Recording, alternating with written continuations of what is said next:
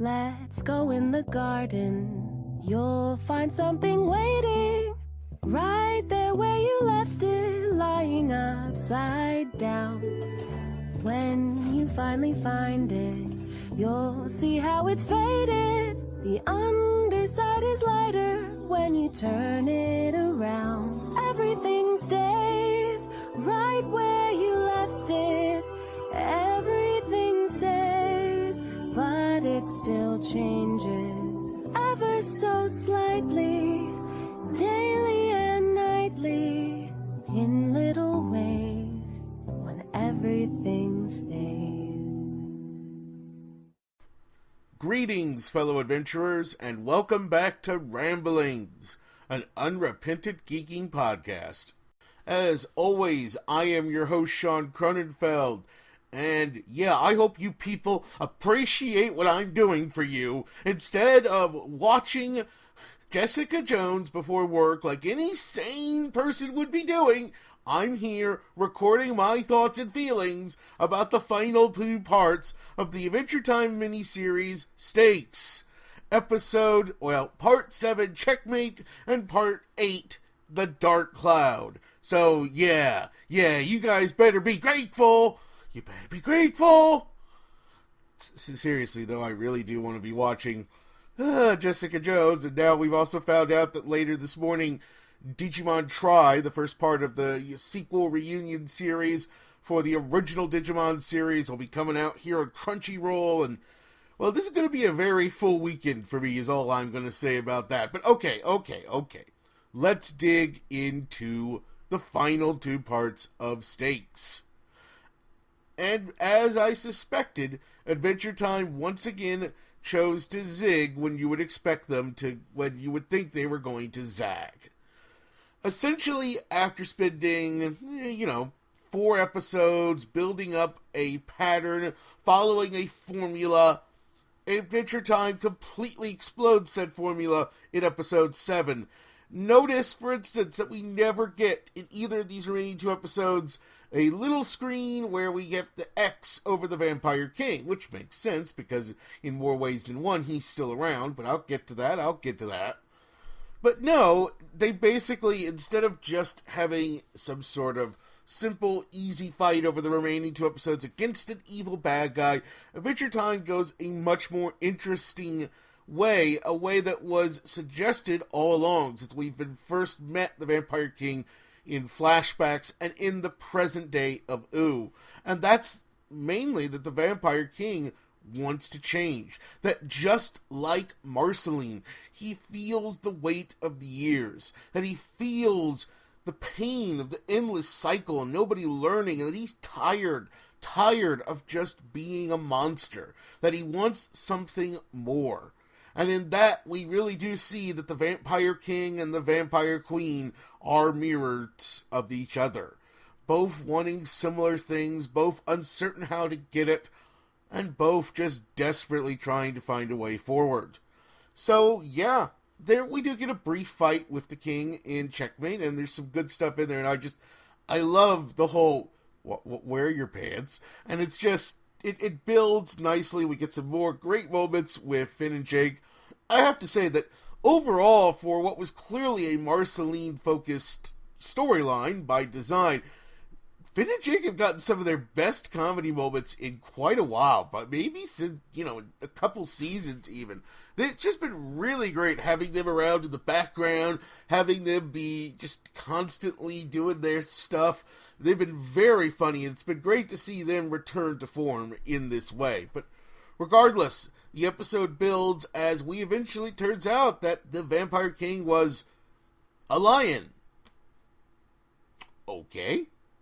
I would comment on how strange that is, but let's be honest, this is Adventure Time. That just about makes sense.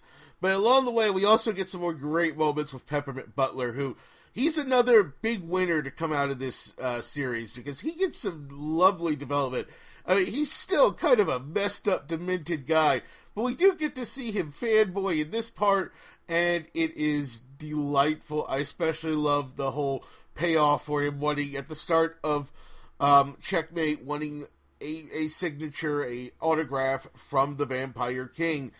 So, yeah, it seems like everything's going okay. It seems like, well, the Vampire King's a lion now. And everybody's happy, and all they have to do is get rid of the vampire essence, and I guess the last episode will just be them sleeping all... Nope, of course not. We get an explosion.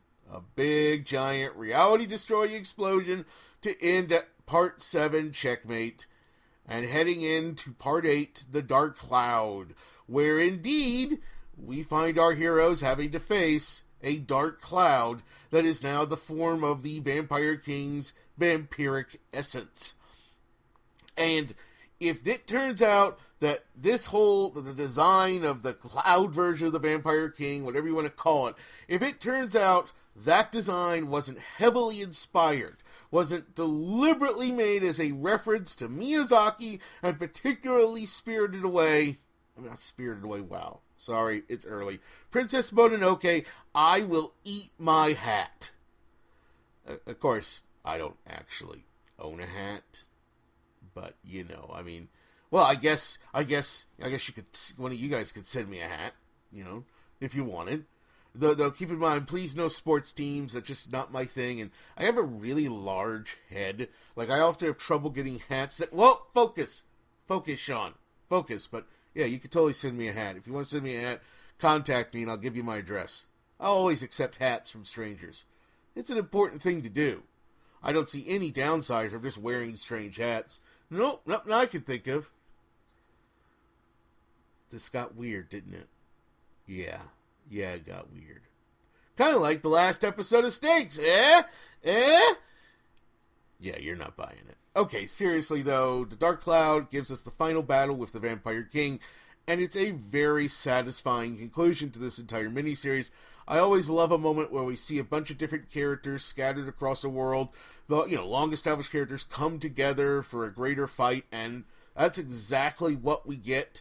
The fight itself is fun. It's not the best bit of action we've seen in this show, but it's still well done. I love just, Jake and Finn doing their thing, and Princess Bubblegum trying to save her people. But the real standout moments for this episode are, first of all, what happens to the King of Oo, and so I guess we now know he's made of wax. Did we know that before? I don't, if we were told that, I don't remember it.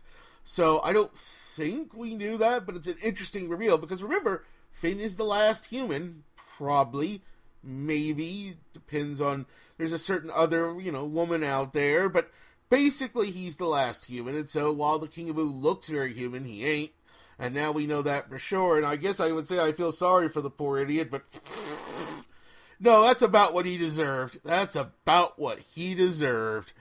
And so we get to see that. We get a lovely little moment between Simon and Marcy. Not the most, perhaps, emotional sequence between them. Nothing's going to top the episode where we first found out about their relationship. But it's still a nice moment that... What I like about Adventure Time so much is that it trusts its audience. They could have been much more melodramatic. They could have been much more on point. They could have had Simon give a much more, straightforward, pep-up speech. But instead, and they could have been a lot more explicit with what was going on with Marceline, but instead they trust the audience to understand that after her talk in the previous episode with the Vampire King about how things never change. Everything just goes in cycles. And then the failure to prevent this situation from happening, for preventing the need to get to a final fight. That I think Marceline herself was kind of hoping they'd broken the cycle, and now she feels like they didn't. And so she's depressed, and she's trying to deal with what she has to face. And she's also, I think, realized on some level that the only way to beat him will be to become a vampire again. And the show doesn't feel the need to just come out right and say it. It trusts you to understand that. And then it has Simon give a speech that basically highlights, yeah, it is all cyclical, but, that's your friends out there, and you still got to fight for them. And again, it's all done very well. It's very low-key, and that's exactly what I would expect from a show like Adventure Time that loves to skewer the expected, that loves to go different directions, and it works very well. The whole bit with Marceline skidding so hard she gets everybody's attention is a little silly, but hey, it's Adventure Time. A little silly is their business. A lot silly is their business. And yeah, and her actual defeat of the Vampire King is lovely. I can see some people getting upset because, oh, look, we've just reverted back to status quo. But again, that isn't really the case. I mean, things have changed for a lot of characters over the course of this miniseries. And even if it looks like we've gone back to the way everything was, including even Princess Bubblegum being the princess again of the Candy Kingdom, that's not really the case. The character, the citizens of the Candy Kingdom have stood up for themselves. They have stood up to a tyrant who didn't give a damn about them. They've shown some independence, and I suspect we haven't seen the last of that. And it builds on moments that we've been seeing for the last few seasons. And of course, I really love that the downfall of the King of Ooh is a callback to another episode from season 6. That's all I'll say. If you don't remember, if you haven't seen it, go find it for yourself. What am I, your mother? I can't tell you everything. God, I have to do everything for you people. You're insatiable. But seriously, and the song itself makes that clear. Marceline singing about how things have changed, even in small ways. And it's clear she's been left altered by this experience. How much, in what ways, we won't fully know probably until later. And I don't expect to see Marceline again for a while, although you never know with this show. Like I said, it loves to zig when you expect it to zag, or zag when you expect it to zig, or whatever. You get what I'm saying, right? You do understand. Yeah, you understand. I got faith in you guys. You understand. I mean, I see the next episode will probably be Bad Jubies, which is a special stop-motion episode. It's with a unique artist, and I'm kind of looking for that, because unlike some of the past times I've done this, I love stop-motion, and upcoming episodes include President Porpoise is Missing, Angel Face, and I Am a Sword, which that last one has some interesting implications, as long-time Adventure Time fans will know. But yeah, so I would expect we don't see Marceline again for a while, but I also don't think, even if by some chance this is the last season of Adventure Time, and you never know, 7 seasons is a very long time for any series, much less an animated series, and especially an animated series on American TV, on Western TV. But even if this is the last season, I doubt we've seen the last of Marceline, just like I know we haven't seen the last of the Vampire King. The show made it very clear, with both in the sense that he's still around in the physical world, some form of him, and in Marceline's soul, in Marceline's head, in a way that the others clearly aren't. That's why they got X'd out. But he's still there, and I'm very interested to see what will be the impact going forward for Marceline's character. She talks about how she's grown up more now, and you do see that. When Marceline first fought the vampires, as we saw in Everything Stays, and as we further saw in Empress Eyes, she was basically doing it for very selfish reasons. Oh, she told herself she was doing it to protect humanity, but really it seems very clear that she was a young woman, acting out, lashing out. She had been abandoned by the person who had become her true father figure, after being also abandoned by her real father, who at some point also ate her fries, the son of a bitch. There's no forgiving that. None. And so she was alone and lonely. And so lonely that, she saw somebody else, thought he was Simon, and ran for him, and at the last moment saved him from the vampires, and she used that, she used killing vampires as an outlet for her rage, for her anger, for her frustration, for her sadness. I mean, that's what happens when you are abandoned by the people you love, even if the abandonment wasn't entirely willingly. It's not like Simon wanted to leave her, it's that he felt it was dangerous to stay with her, and right or wrong, that was the choice he made, but you can tell what impact that had on Marceline. How long was the character mainly a loner? How long did she ultimately stay by herself? She had some relationships. We know she has a deep history with Princess Bubblegum, and man, do I want to see some of those old adventures they were alluding to. I want more flashbacks with... I want to know how they first met. I mean, well, okay, technically we saw how Marceline first met the goo that would become Princess Bubblegum, but I really want to see how they first met. Maybe we will get to it at some point. But regardless, Marceline fought the vampires for, not necessarily the right reasons. And the second time around, she was doing it just because that's what she does.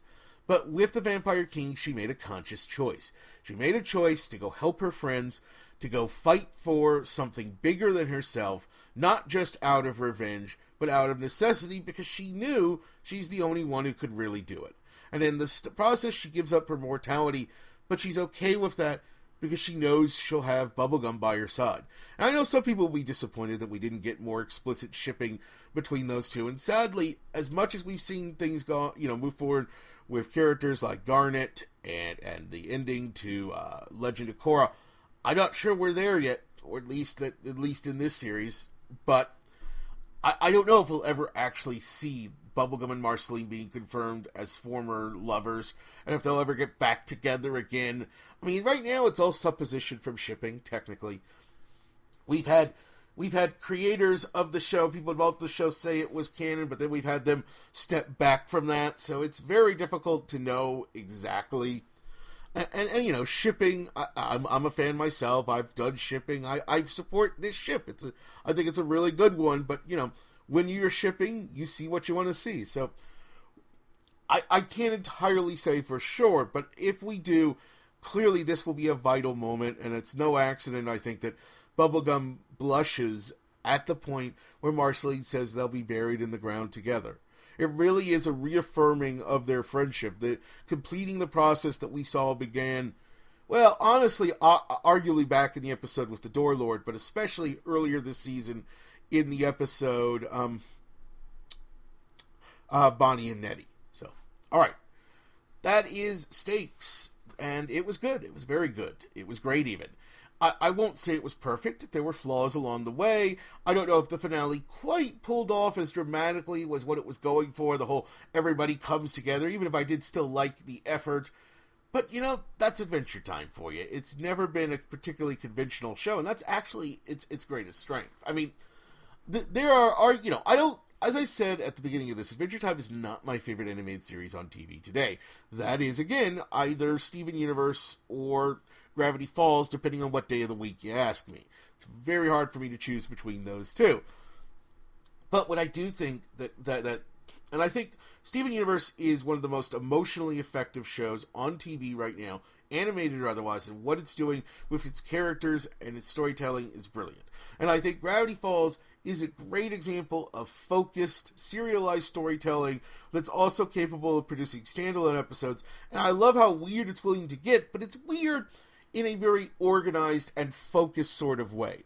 Ultimately, Gravity Falls is all about Dipper and Mabel. I don't think there's been a single episode where they're not in the focus. There's never been an episode without Dipper and Mabel at least around in some capacity. Even if they're not the very main focus, even if we're looking at some other character storylines, they're still there. They're still moving the action forward. Adventure Time isn't like that.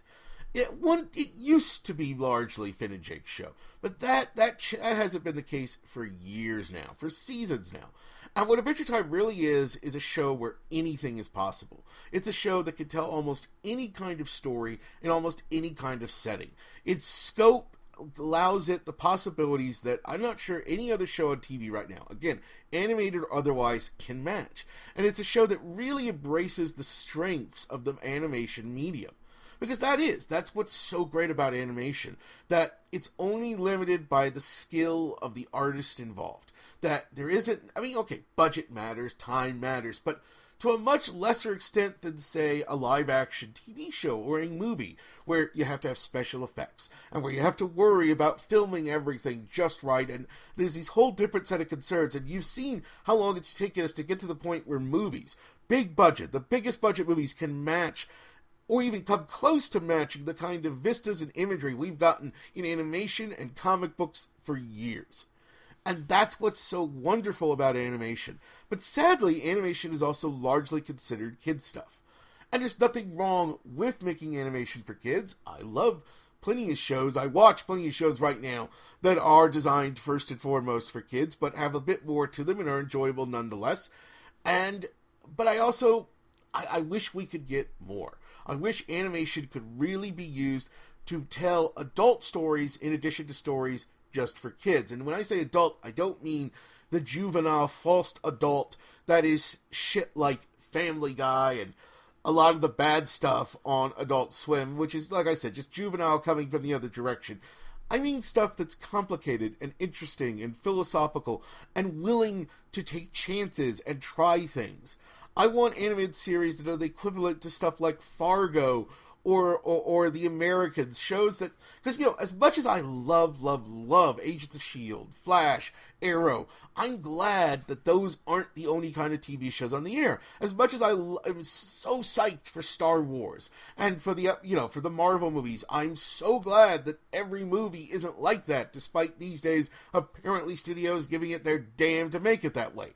I'm glad that we have a range of storytelling options in film and TV, and I want animation to be the same, and to me, Adventure Time is a show that truly embodies that. While technically designed for kids, it's a show that often gets very philosophical, esoteric, and pushes boundaries, and tells a wide variety of stories across the season. And I know that at times that frustrates people, but personally, I love it. And while Stakes was probably a more conventional story overall, there was still that wonderful bit of, unique imagery, of deep questions, of sadness and sorrow mixed with joy and happiness that makes this such a great series. So, Stakes was a lot of fun. It was great to get an extended 8-part storyline that really just let us dig down deep into a concept and a group of characters, and to see our heroes in particular go off on a big adventure. But now I'm ready for Adventure Time to go really weird. And it looks like I'm going to get that with the next couple episodes, if anything, if the titles and what I know about them are anything to judge by.